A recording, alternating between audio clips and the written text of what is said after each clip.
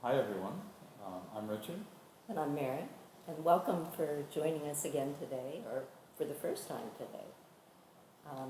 Today we wanted to kind of confuse you, if we could, which is one of our specialties.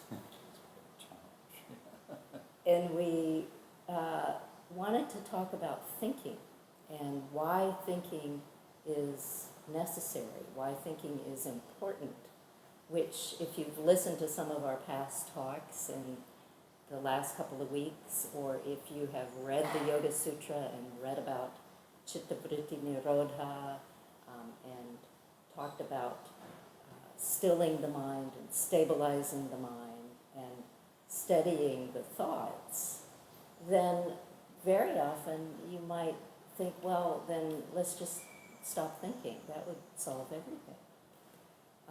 However, there's a problem with that we'll talk about in a little bit.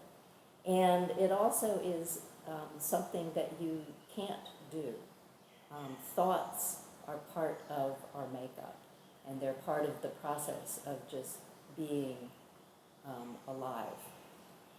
Even if you look at little tiny bugs and ants and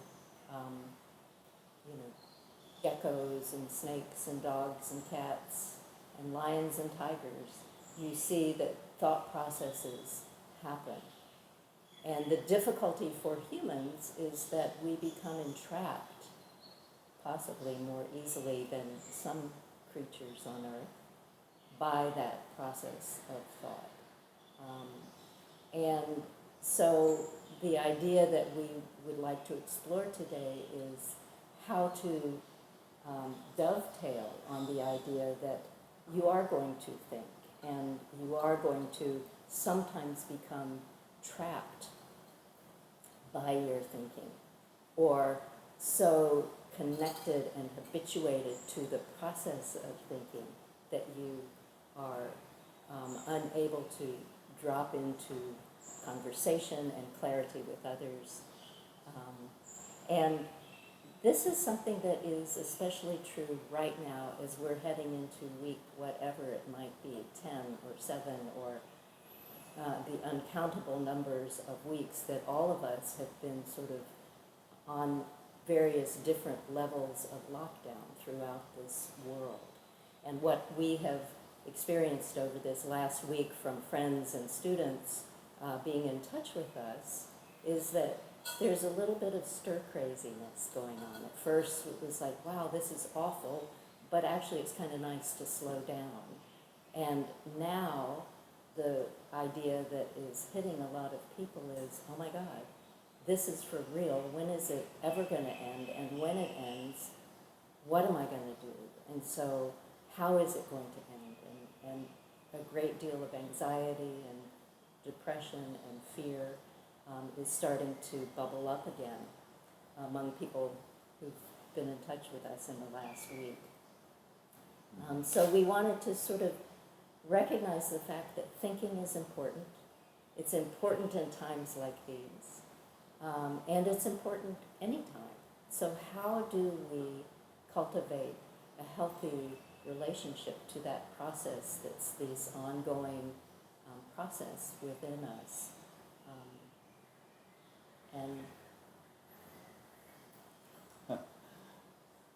We had a silly title for this, Thinking is Not What You Think.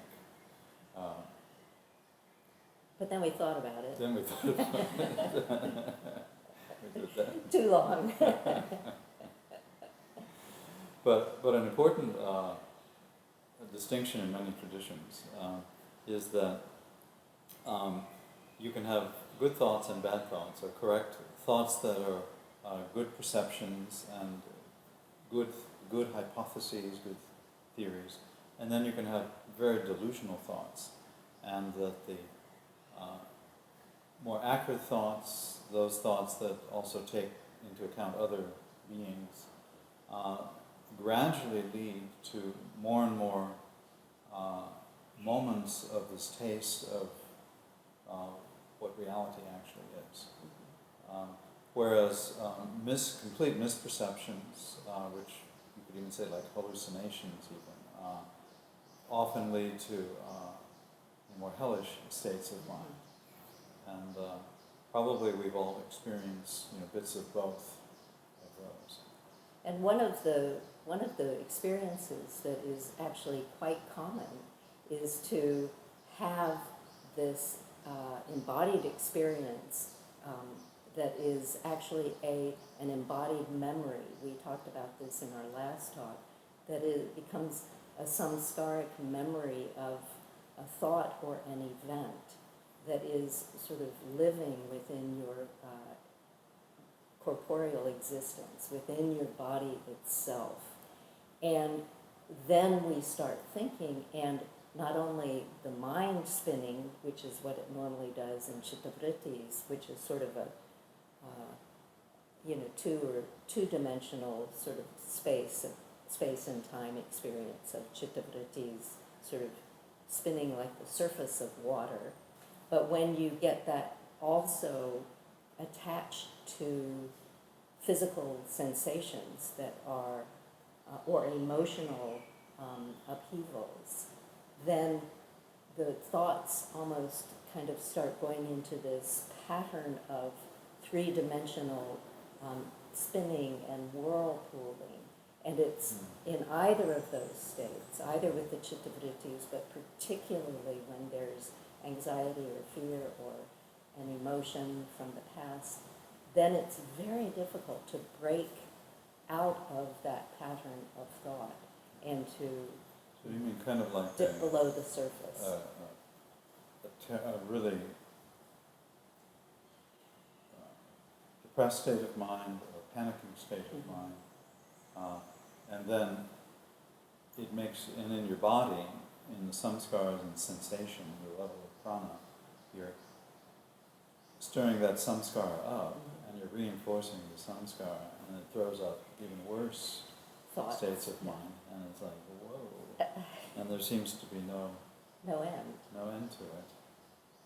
Yeah, that would. And that's what I think a lot of people these days are experiencing.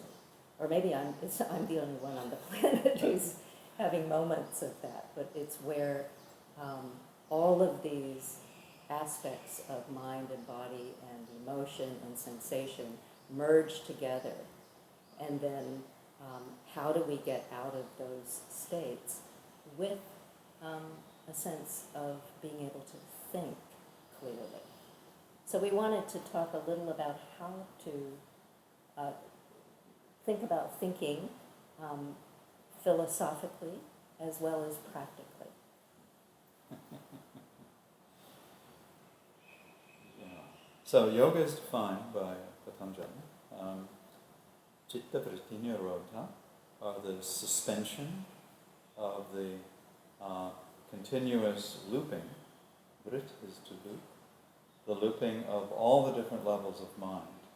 And so it's not only the level where we're making fantastic mythology and 3 and 4 dimensional stories or more, but it's just like the most primitive kind of tagging of any sensation, or any pattern of the prana with category. Okay, and that tag is the beginning. That's considered that process of thought. Okay. And the word nirodha, which is often translated as to stop in a bad thought sense, or I like and we've been talking about the idea of suspension is where it's like you allow it to be there without pushing or pulling.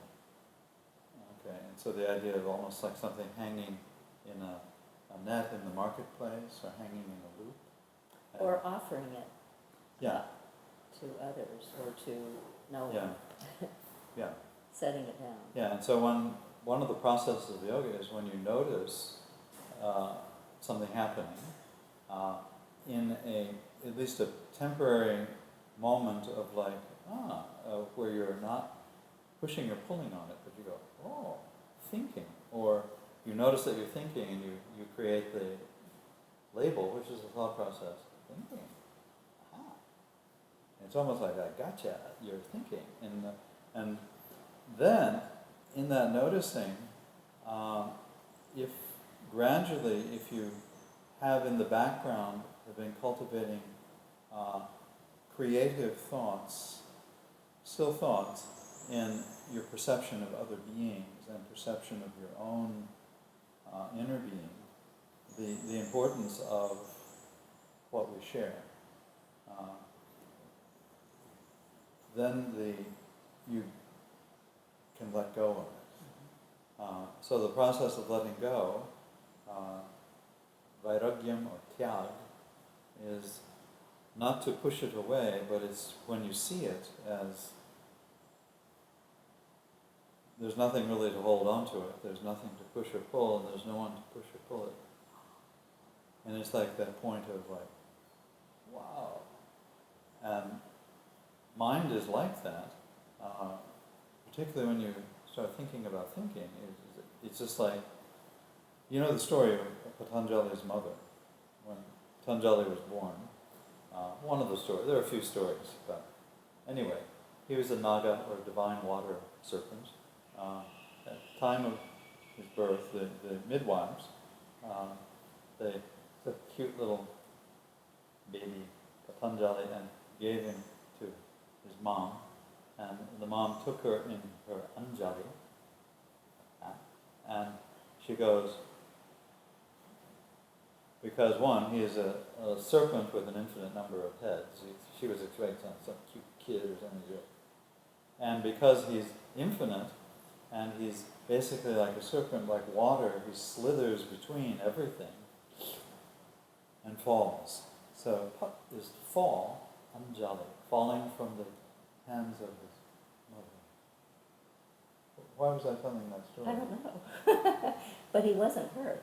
No, he wasn't hurt at all. Because we have proof of He that. fell upon the himself. Yoga Sutra. But her... Oh, that's the offering. Yeah. In other words, as soon as you start to go, oh, this is, you're seeing the chitta vrittis for, and I could say you're seeing them for what they are, but you're not allowed to define that, what they are. Okay? And if you try to define it, then you notice that you're defining it as part of it. And it's just like, wow. And the letting go is considered the ultimate enjoyment. And this is in many of the early schools of the Upanishads, it's in many of the non-Vedic schools, it's in Buddhist schools. So, letting go is, and this is totally opposite of what the mind thinks. In order to be happy, we think, I got to get something. I got to get famous. I got to get a lot of thumbs up on my... Whatever it is. Yeah, whatever it is. I don't know what they call those things. Money or health. I got to be healthy. Or I got to have nirodha. Yeah, if I could get some nirodha, then I would be, or maybe a little yoga. And all of that is like, it doesn't work that way. It's like, it's when you put it down, as if you were sharing it with like sharing it with your own innate intelligence. You're just placing it down, exposing honestly the depth of the fear, the depth of the hellish anxieties, the depth of the heavenly aspirations, the altitude of the selfish aspiration, all of the whole pattern. You're just going, because it's like a slimy, slippery divine serpent. And it's from this point that you can begin to discern and to develop what is talked about also in the Yoga Sutra and elsewhere, which is the capacity for discriminating awareness. And discriminating awareness is a path that can lead through and out of suffering along with some of the other practices. And so discriminating awareness is something we haven't talked about here. So maybe we will. Shall we? Yeah, let's do it. Discriminating awareness. And so I think classic definition is viveka kyati, is discriminating awareness. This means to observe with, like, and the comparison is to a razor blade. I don't like that. It's too. How about a double-edged sword? That's a more classical one. And so your mind is so sharp from having done your yoga practice every day that you never get the subject and object, or in the Yoga Sutra terminology, you don't get the seer and the seen ever confused. Okay, and so anything that's being observed, anything that arises as subject, object, or process is never confused, or never believed to have any permanent separateness to it, or separate self. And so this is the basis in many schools. So it is empty of separateness, empty of self. Okay. And then the Yoga Sutra is kind enough to clarify that immediately in the second chapter, that by the seer, Patanjali doesn't mean that there's a seer. He means there's merely this continuous process of seeing. So it is merely the process of seeing that our mind reifies. So we take a verb. So God could be considered a verb. Think about that one. About the process. But the thinking process reifies, or turns into a noun, that which is a process. And it does this so that it can, it's just information theory, so that it can compute more quickly. It reduces things to symbols. And that's a good capacity to have. And we had someone ask us just a few minutes ago, what about if people say, oh, you think too much, which many of us have probably been accused of, or... Was it Shakespeare? You think too much. Such women are dangerous. Something like that. She thinks too much.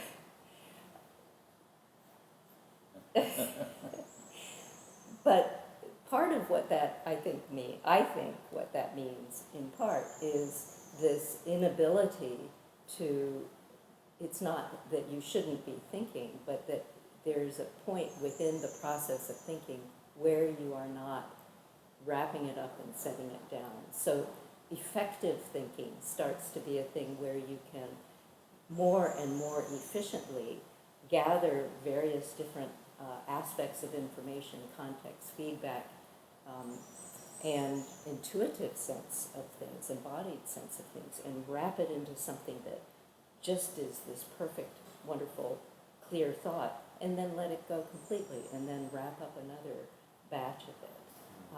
And so the thinking too much is when we stop within that process of thinking, and then that becomes, as Richard was saying, that becomes a solid object that is no longer actually alive. Yeah. And it exacerbates the misery of the delusion that there's some separate being that's stuck inside the turbulence of the mind. And so it is not using the capacity to have discriminating awareness or discernment when we get to that point. So then the question arises, well, you probably had something else to say. I think I do. Yeah, if I'm examining a situation, just a real world practical situation, like how do we make everyone healthy, or how do we make them happy, considering the impermanence of the body. You have to see clearly without a craving to get something out of it. And so if there's not an attachment, if there's not like this kind of selfish motive, one becomes a good scientist, in which you can make a hypothesis and then you check it out with the actual data, shared data of the actual embodied phenomenon of the world, which we call rupa in the 5 empty heaps, that which is shared. And then we act as best we can, because you can't get have you ever been in a situation where you have to do something, but you're not sure what the best thing to do is? Then you make an experiment. And then if you don't have selfish motive, when you get feedback from the experiment, like it didn't work, you have no attachment to your hypothesis. You say, oops, sorry about that, and then you make a new hypothesis. But if there's self or ego involved in the hypothesis, then you don't really pay attention to the situation at hand. And so you're not really acting out of compassion, you're acting out of ego motivation. And this is where you get and this kind of thinking one can do too much. Yeah. And to be careful with that too as you consider it, because so much of this comprehension of what it means to think critically, meaning in a good sense critically, or to think creatively, and when Richard's saying there's this selfishness that is present when it's not working, to be careful with your own perception of words. Sometimes we might say something like, well, this is kind of a selfish thing that you're doing, and the idea is not, well, you're a selfish, bad person. It is a way of describing self-generating, or small self rather than the bigger self generating. And so to notice where along the path of your own thinking you might, kind of feel your shackles go up or your skin curl a little bit and get offended, like, well, I'm not selfish, therefore I'm not thinking poorly, or I'm a horrible scoundrel, I know I'm selfish, I'm thinking poorly all the time, rather than getting tripped up by words.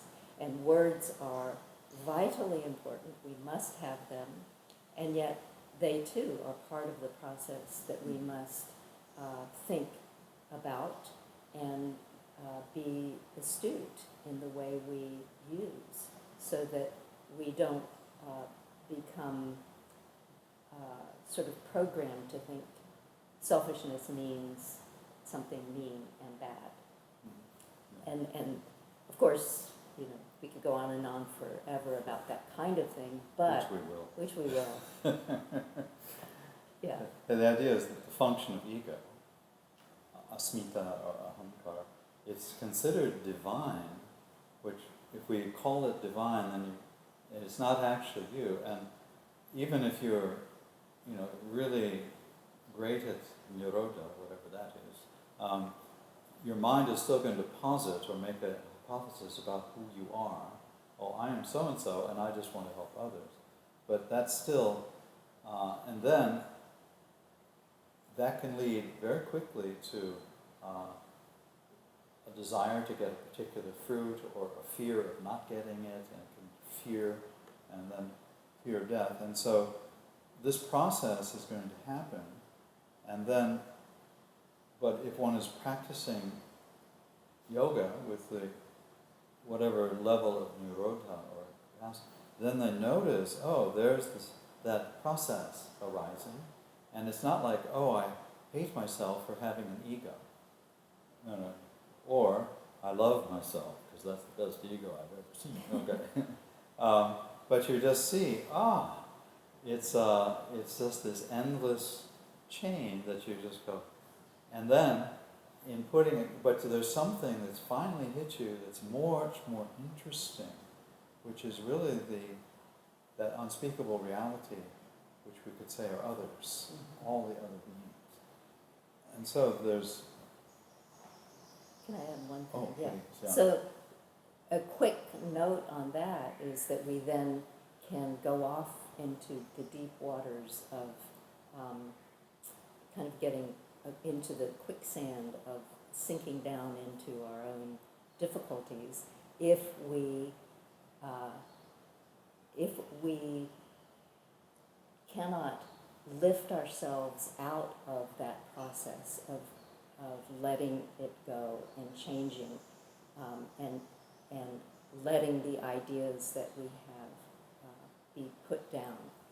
never set down. And I had a brilliant point that I've forgotten, so Oh, really? it'll come back maybe. Maybe it probably wasn't very brilliant. Oh, here's a book that this is called the Narada Bhakti Sutra.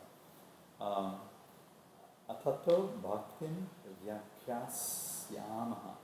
And so, rather than Ata Yoga Angushashanam, so now we will expound, and now we will reveal in all of its detail Bhakti. Best translated as love. Okay. And then what you think love is might not be what it is. Okay, so watch it. I just remember. Okay. And then Sa Vasmin Parama Prema Rupa. And so nicely all of a sudden feminine, Sa, she, her is the form of supreme prema. Prema means love without any selfishness, without any sense of self. So it is the purest love, without any... Okay.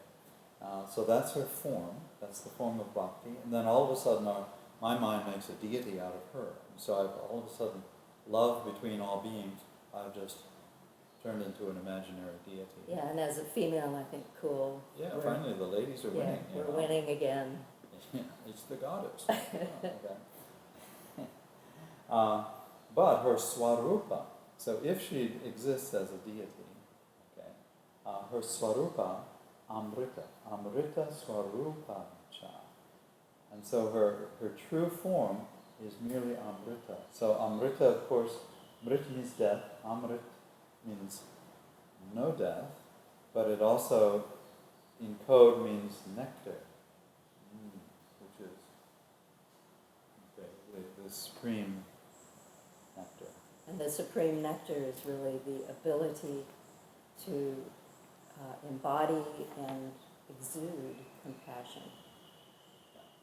And so then, you're called a siddha, and then there's full satisfaction, called tripta. And you're amrita, so you are the nectar, and you are also fully satisfied, and you're without any kind of desire. Okay, and that's something to go, wow, that would be nice. But then it gets really interesting. So if you yat gyatva mato bhavati stabito bhavati atmaramo bhavati. So if you get it, that means if you understand it, you become mata, or intoxicated. Okay. It's like, whoa, so this amrita maybe is fermented slightly. Okay. And so you become like intoxicated and stabita, which is related to similar word in stabita. And so you become stunned, overwhelmed. So you become stunned and intoxicated in the atmarama, or the pleasure, or the delight of the actual reality, atmarama. And so that, therefore, sa na kamayamana nirodha rupatva. So she does not arise from desire, but she arises, her actual form is nirodha. So her form is nirodha. The form of bhakti or love is nirodha.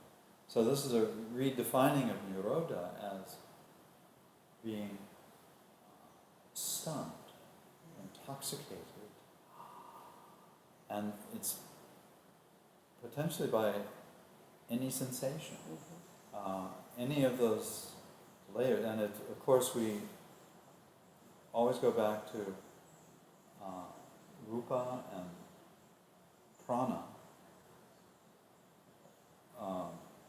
back to like breath initially as practice, and we start to experience being stunned. And so the process doesn't necessarily stop of mind, but you're able to go, and it's almost like this experience of infinity.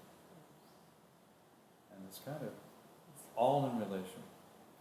To keeping the heart open and to keeping a connection to others.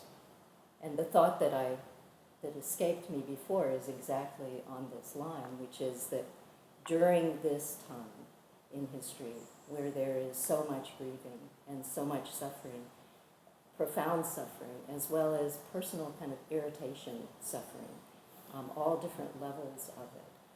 One of the things that can and often does kind of get churned up within people who, might fall into the nice category we're calling selfish, and then might think that they're being selfish, but the people who really do care about others and care and want to help others is when you help others, when you have disappeared in this state that Richard was just describing, and we've all experienced that at different points in life, where you just are deeply, deeply connected, and it is this sense of knowing what to do because it's as if you are the same as the one or the ones you are interacting with or seeing. That there is this moment, and these are the moments we need to look out for in life.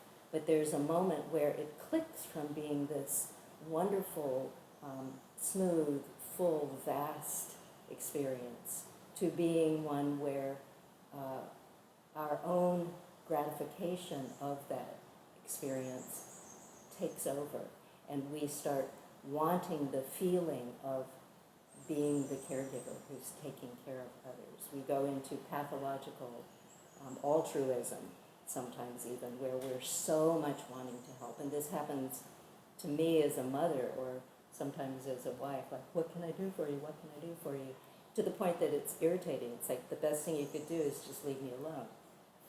And that's what pathological altruism is where what we really are asking when we're being overly giving in that way is that we are wanting to be the savior or wanting to be the one to come up with the solution to fix a problem. And so to notice that tendency that some of us have or that you might see in others, and to when that process of over-helping starts to come up, notice not only that act of needing and wanting to overhelp, but like what is it that leads to that? Is it an insecurity? Is it a fear? Is it the need actually for something oneself, like, something to be given to you or something that you are missing? So to break down these situations that naturally arise, either the avoidance and going into theory or the avoidance and not even seeing a situation and being in denial. And when you notice that you're in any one of those dysfunctional, non-discriminating awareness, non-careful critical thinking states, to just pause, just like we do on the sitting cushion, and when we say, bring the mind back to the breath, just pause for a moment and come back to something that will get you grounded and embodied.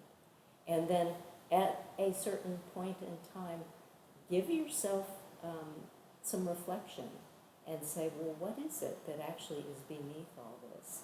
And let me look at that rather than the act that has become a less than skillful act. So rather than being upset at one's lack of skillfulness, to look beneath it and to listen deeply to oneself, and as we listen deeply to others, and looking always again and again and again. It's very much like looking as if you were there with like a friend, like a really good friend that you love to joke around with, and you're looking with them at something. Mm-hmm. And so just the fact that you're doing it with them to look at the most amazing things and kind of like, because it's almost this deeper knowing. It's not a theory, but it's a deeper knowing of what's really important. That my body become permanent. I mean, that would be terrible if I had a permanent body. I mean, this, because there's a process going on, and you could just imagine a billion-year-old. That would be really even worse. And so if you're looking at something, it's almost like sharing. It's almost like communicating. It's almost like communicating. Yeah. And that's really what this process is. Yeah. And so the power of communication and what communication means, which is a residue of careful, good, necessary thinking, is then communication. But what does it mean to communicate well? Well, it doesn't mean that I'm simply going to tell somebody, do this, do this, do this, and this is what's happening. But it's more like to point out something and then to see if they have a point of view. And then you go back and forth, talking dialect, so you can appreciate them and they can appreciate you. And then both will get a little, because you become less attached to either ego or any of the stories, then you get a more realistic, functional view of what's going on. And the idea that you, in healthy communication where good thinking on both sides, or if it's more than one person, on all sides where healthy thinking is happening, there could be different points of view. And in fact, that's a healthy thing. And the ability to set your own predispositions and preconceptions down, to listen deeply, listen from, deep in the heart, actually, to others without needing to make your storyline,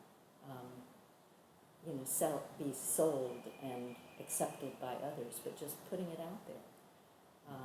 And then forgiving, which is a huge part of communication, is, misunderstanding or differences of opinions can be the way to set them down.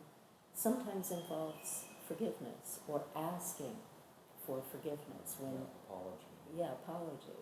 So there's an element of sincerity and vulnerability that arises, but because there is healthy thinking happening, there is safety, and there is the ability to allow vulnerability to arise without needing to tend to it, other than to let it manifest and be taken care of by a sense of community and interaction with the whole.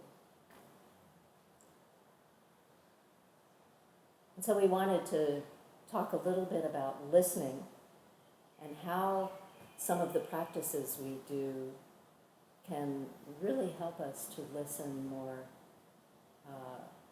deeply. A practice that probably many of you are familiar with is Ujjayi pranayama. Mm-hmm. And so this practice is when you make a very soft, pleasant, aspirate sound as you breathe. So it's almost like a secret mantra. They call it a japa mantra, or the unspoken mantra. And it's merely the sound of breath coming through the, being restricted by just the back edges of the vocal cords. You go for it. Oh, I can hear it. Yeah. You go for it. Oh, okay. I don't know if this will come across, but sounds a little bit like this.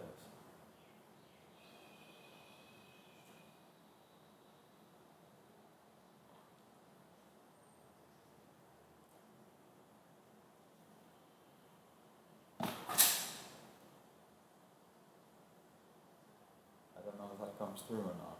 Sounds a little bit like the breeze, a soft breeze.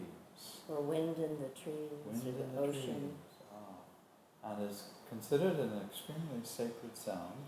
So sacred that they make up the mantras around it, like Om or whatever, but it's like just sound itself. It's just considered this pure sound. And this is one of the ways of getting you to listen. And automatically, it stretches your breath.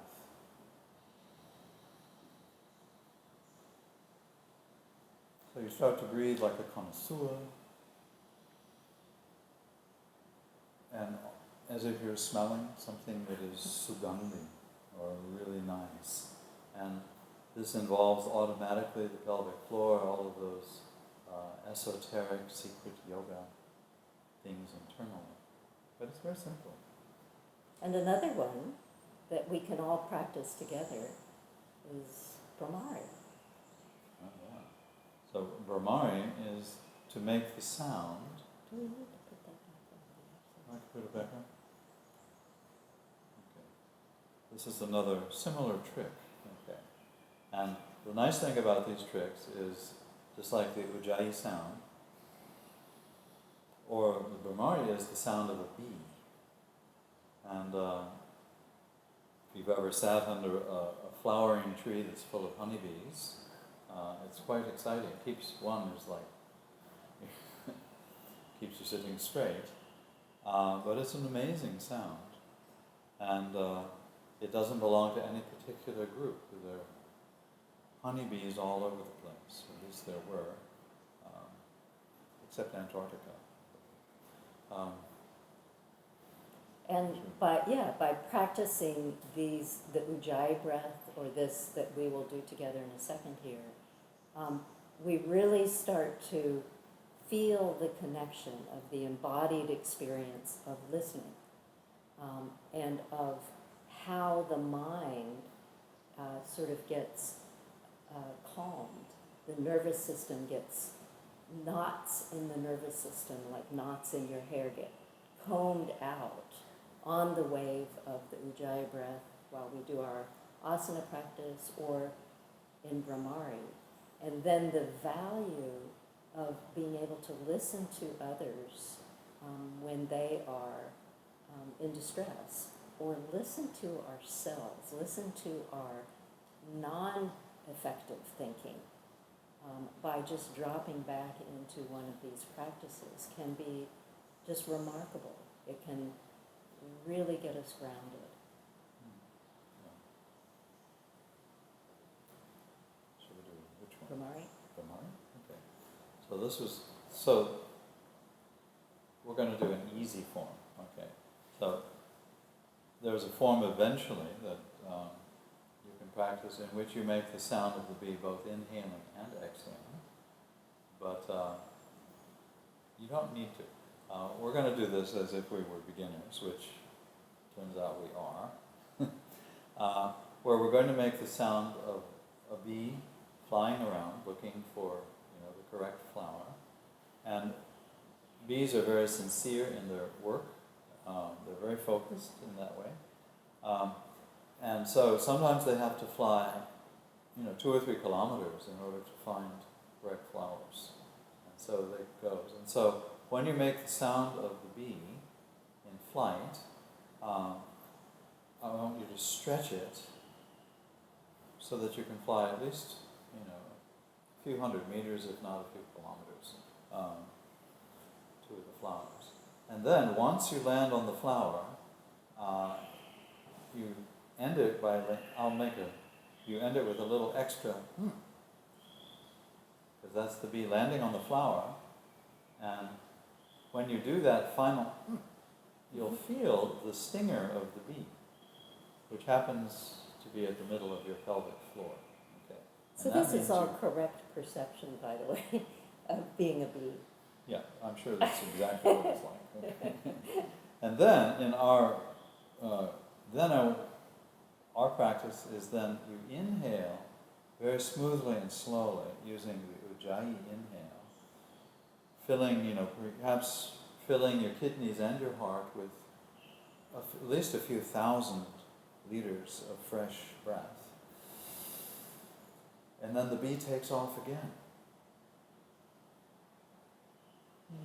And sometimes the new flowers are nearby, and sometimes you got to fly for at least 10 or 15 minutes. But whatever, each bee is different. And then when you land, you feel it, and then you inhale smoothly.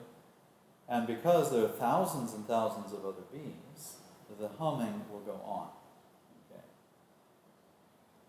Shall we demonstrate it? Okay. And the way I do it is like, I vary the frequency of the sound as if the bee were actually flying. So it sounds like this.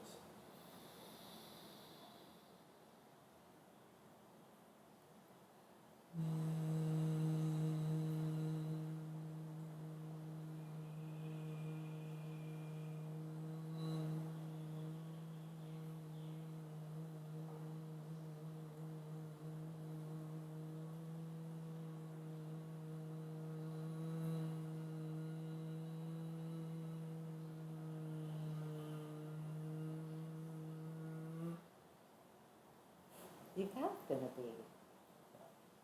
Then, inhale time. So I go.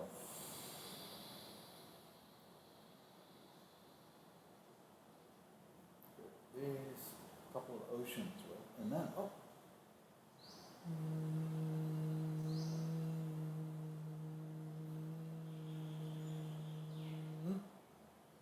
That was a close one.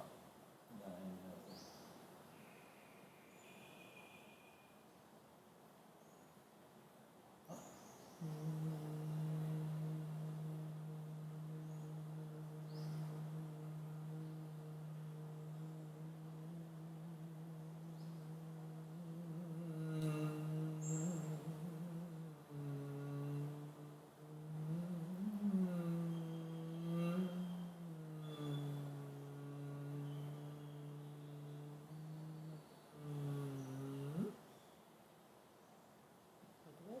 Shall we do it? Okay. So, and remember, we're all part of a big hive. Okay. Called a vrinda. Okay. So,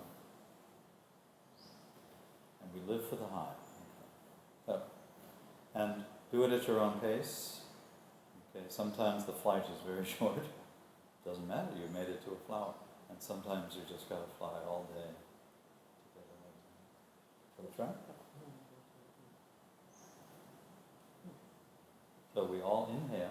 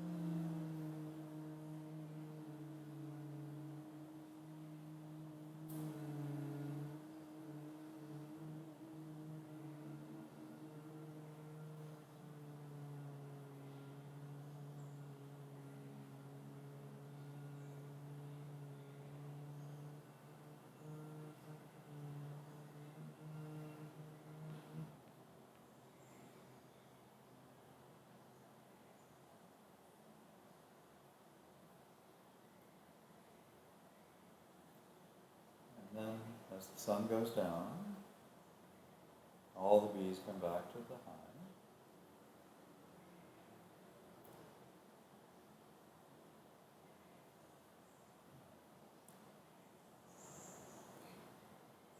And this is, if you practice this, and your family doesn't already think you're crazy because you creep off into the room and do yoga, and then you do this in front of your family, and then they think you've really lost it, that's okay. It's kind of a fun exercise, and it's one that you don't have to be like a big pranayama practitioner to do. Kids can do this. You can do it by yourself. You can do it sort of in a clandestine way without anyone really even knowing it. Richard, sometimes when I'll be cooking and I turn on the blender to do something, I hear in the background, I hear Brahmari going on in the background, probably to sort of resonate with the blender. But it's what happens is that it allows you to really feel into this sense of listening and the benefit of listening deeply to, first of all, your own experience in the world, and then secondly, listening once you are grounded in your own body, you then have the ability to listen to others. And it's in that ability to listen to others that communication and the ability to navigate difficult times can blossom. So that rather than just overthinking or thinking too much, you're able to come from a place of being embodied and grounded, and then interact with others by listening. And then if all else fails, you start doing Brahmari and everybody looks at you like you're nuts, and then everybody laughs and a sense of humor starts to take over, and you feel, again, through humor, a sense of connection and communication. And so taking the time to really work with the Ujjayi breath, taking the time to really work with things like Brahmari and other practices, like a mindfulness practice where you focus on sounds, where you focus first possibly on the sound of your own breath, and then when you're really grounded in that, when you really are feeling connected to earth through your breath, you then start introducing other sounds, and notice when you've made stories about what the other sounds are, and then invite the mind back into the body, back into the breath. And whether it's in, strange and difficult times or just any time, these are the kinds of practices that stabilize the mind, and they open up the mind for beneficial thinking and for creative dialogue. And I think you talked about the state of satisfaction that comes from connection. Yeah. So there's one more verse from this. So remember, we were just discovering that from bhakti one becomes intoxicated, and then one becomes stabda, or stunned. And then one experiences of Atma Rama, or just the pure pleasure of reality. Okay? So then you're independent of having a separate self that needs to seek out something else in order to pretend to be complete or successful or godly. And so the form of bhakti is nirodha. So that stunning, that intense, that's what nirodha is about, rather than bad mind. Punish my mind for thinking. And there are actually schools of yoga that try that. Perhaps you've tried that in your own yoga practice. Oh, such a terrible practice. I was thinking the whole time. But there's a nice verse back here.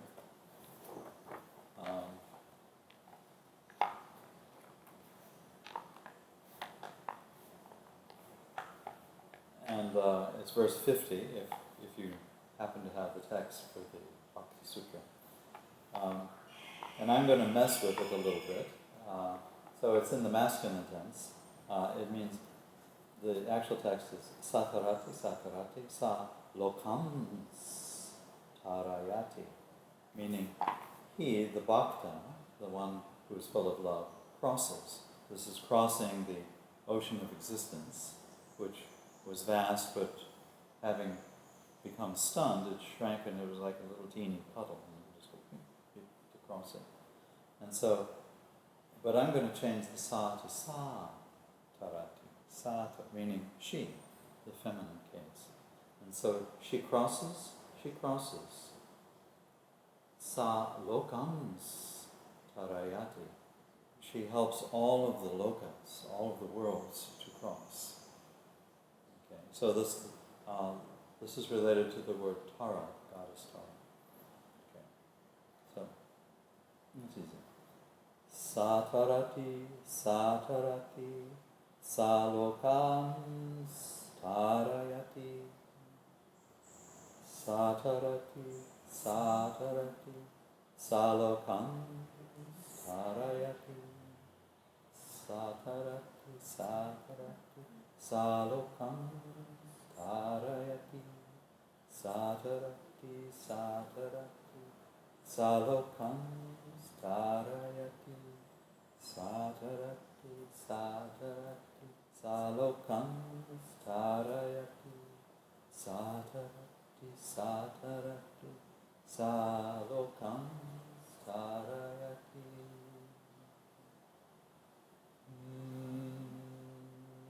That's the sound of the bee.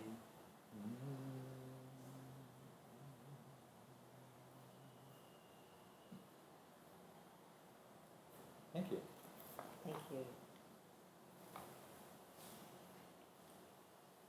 Oh, Richard, I was just walking by and I heard all these bee sounds and I was worried they were in my pelvic floor. But then I thought you had the blender on. That's what the whole padma, the flowers inside. Oh, that's what was That can opening really inside. hurt. And then I realized it was just the Freeman. So what have you been up to?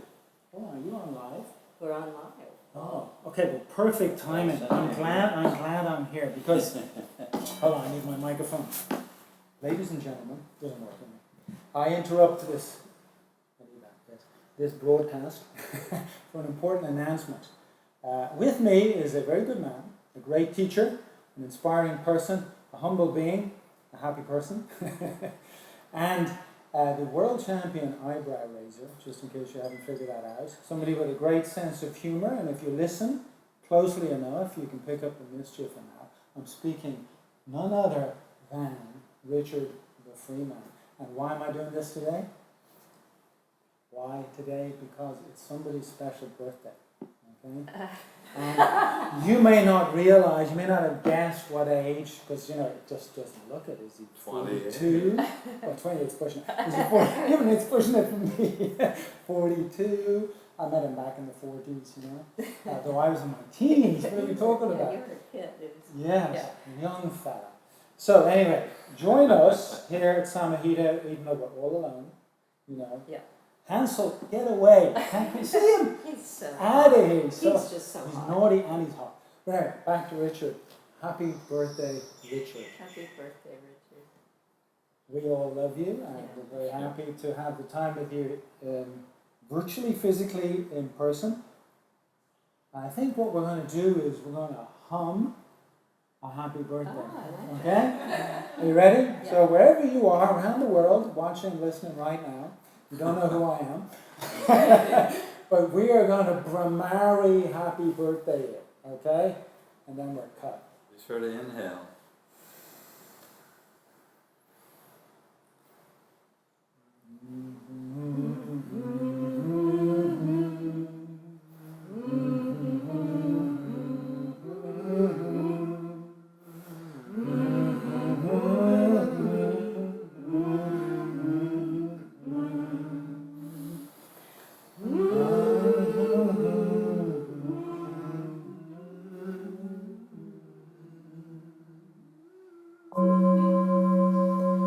bumblebees in the world. Keep buzzing. Happy Happy birthday.